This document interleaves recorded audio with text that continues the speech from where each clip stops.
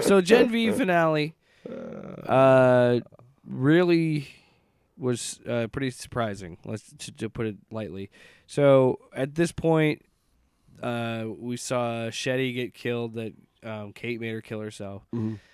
So then Kate goes and says, "We're going to free everybody in the woods in this episode," and Sam's on board, but everybody else is like, "Wait a minute, let's hold off on this because we don't know what could happen." Mm-hmm. Sure enough, they get released. It's pandemonium. People are dying because Kate turns on her best Homelander impression and says, "We are better than humans, and they deserve to die." So eat your hands, you fucking. Yeah, that was fucked up. Oh yeah, eat your hands. Well, and we also we have this other thing with the virus timeline, but now we've also got. It's just this episode was intense. Yeah. Oh my god. All the way through. Lots of blood, lots of gore, and it really was like, oh shit, because you know what I was thinking is like, how much longer can this show go? Like this whole thing, because season 4 takes a month. It takes place a month after this happens. All the stuff that happened in Gen V with the school going crazy, all the people from the woods. Then The Boys is going to pick up a month later. Oh, okay. So it's like, and it keeps ramping up, and I'm like, this show has to be coming to an end soon because this is getting crazier and crazier. Well, like and like it follows the trajectory of the comics. It's getting there. It totally makes sense that like Kate and Sam end up being the ones because they took the bait, and they're the two who are most. They were the tortured the most. They're the two who are the most ripe for Homelander style indoctrination. Because Shetty made me erase Luke's memories. Shetty did Kate, this to Sam told Kate to make him feel nothing, so he could just go nuts.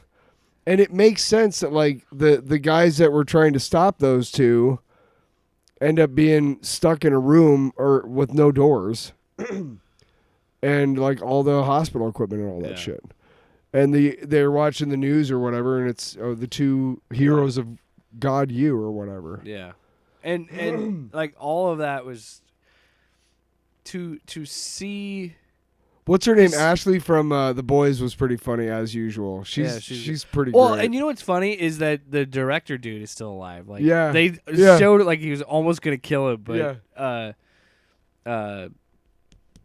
who's the girl that can shrink? God, I can't think of her name. Emma stops him, but like I was like, no, they're not gonna kill this guy because it's just funny to have him and Ashley just in the background being like.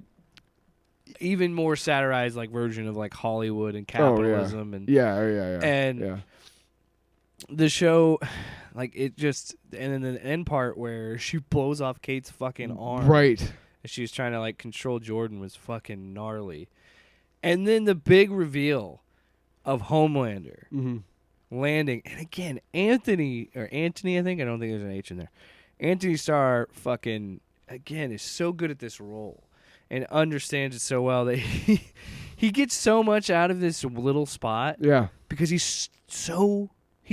can tell he's gone. Like he's like I am unchained. Yeah, where he just wags his finger at her and just goes, "What kind of animal are you?" Yeah, like what the fuck, man? That's so insane. Like to do this to your own kind. Yeah. I'm like, oh shit. Like and yeah, it's gonna be wild. And I think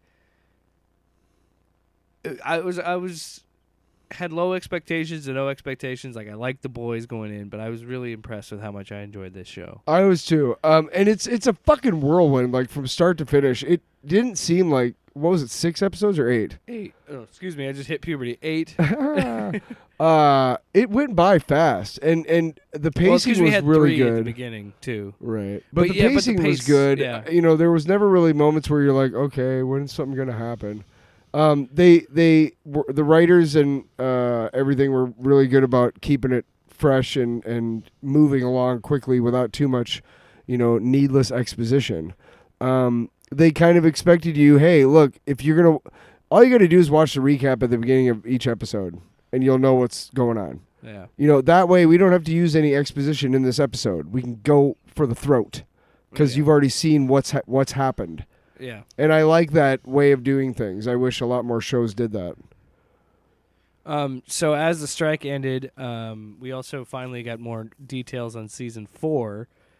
So yeah, this season 4 will follow Gen V.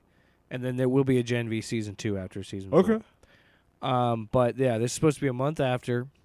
When is that coming out? Do we know? I think May of 24. Mm. I think, or they just said 24. I don't think they've given an actual date or a month yet. But the notes that were shared by Eric Kremke, he's the showrunner. He did say that you don't need to watch both shows to get the story, but he said you should absolutely fucking do that, which I feel like they're gonna do much like the Marvels. You don't, like you said, you can just do a little bit of a recap, just enough to get people are smart enough they can connect the dots.